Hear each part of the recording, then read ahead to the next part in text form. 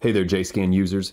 If you have just recently increased your tire size, or you have changed your axle ratio on your Jeep, or maybe your shifting has been a little weird ever since you put on some bigger tires, here's a tutorial on how to get some of that stuff fixed and back in spec so that your miles per hour or your kilometers per hour reads correctly. And at the same juncture, your transmission is going to shift much better.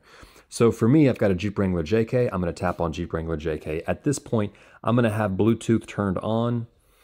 And once I've got Bluetooth turned on, I will go back in here and do a refresh. And now I can see all these items that are available for me. Now, in this scenario, I'm going to click on Demo. Once you come in here into JSCAN, after it's read your VIN number and all that good stuff, you're going to click on Adaptations. And from Adaptations, you're going to scroll all the way down here to where it says Tire and Axle Settings. On Tire and Axle Settings, inside there, you're going to go down to Tire Size. Once you click on Tire Size, you need to have gone outside and physically measured your tire size. Just because you have 35 by 12.5 inch, R20s, for example, does not mean that you actually have 35-inch tires. So it does not matter what size tire you've bought. What matters is that you have the tire and wheel installed in the vehicle and you have it off of jack stand so that the whole weight of the vehicle is on the wheels and tires. At that point, make sure that you've got the right PSI. Then with a tape measure or a ruler, measure your tire size. So for me, I have 35-inch by 12.5 R20s. However, mine measure out to exactly 33.5 in the summertime, and in the wintertime, they measure out to 33.25. Whatever. Then we're going to click on Go. Once you click on the right tire size for you, you'll click Go, and you'll wait. So now that you're out of the tire size ratio because it's calculated correctly and it has set those parameters inside the computer of the Jeep, you're going to then go to axle ratio section only if you have changed or re-geared your axles, okay?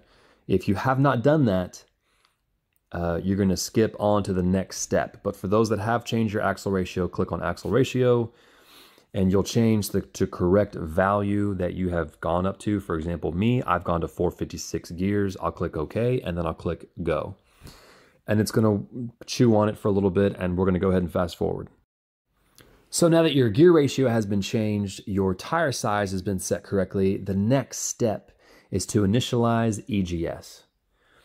Now, for those of you that just have changed your tires and gone to a bigger or a smaller tire and you did not do your axle ratio, this is the part that you will also do. So no matter if you change your tire or if you have changed your axle ratio or you have done both, everyone is going to go into initialize EGS. And to initialize EGS, I'm going to click the question mark at the bottom left-hand side so you guys know what's supposed to happen here. It says go to initialize EGS and set it to active, which we are going to do here in a moment. And then you're supposed to turn the ignition to off position and wait about 10 to 15 seconds. Then you turn the ignition on and you go back into this EGS section. So let's go ahead and start with step one. We're going to change that target value to active. We're going to click OK and we're going to click Go. I'm going to go ahead and fast forward. So after you had clicked Go, you have turned your vehicle off, you waited 10 to 15 seconds, you turned your vehicle back on, and this is the screen that you should see. You should be back over here into the dashboard. And in the dashboard, you're going to go into Adaptations all over again. And from Adaptations, you're going to go to Tire and Axle Settings, and then you're going to go back into Initialize EGS. And here, you're going to change the target value to Disabled, and you will click OK. At that juncture, you're going to click Go. I'm going to fast forward. So now that that's taken place, everything's been disabled, don't turn the Jeep back on. Click on Restart All ECUs and change that target value to All Modules Power On Restart. I'm going to click Go, and I'm going to go ahead and fast forward. Now that we're back, the change has been applied successfully. We're going to click OK after we've restarted all the ECUs. And then what I'd like you guys to do is drive the Jeep. Drive it. And once you have driven it and gotten all of the temperatures up to normal operating temperatures, I want everyone to go back into Adaptations.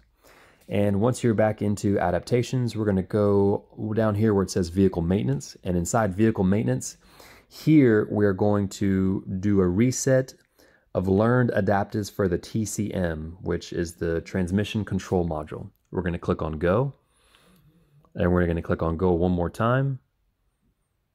And here in a moment, there it is. The shift adapters have successfully been reset. Great. Now that that has been completed, you're going to want to do a couple of WOT shifts. And what I mean by that is you're going to want to do a couple of wide open throttle shifts, you know, maybe 4 or 5, where from a standstill, you're going to get the RPMs, you know, maxed out and have it go through, you know, at least to third gear. That way it understands that this is what wide open throttle feels like. And once you've done that, you should be good to go. Your shifting should be much better.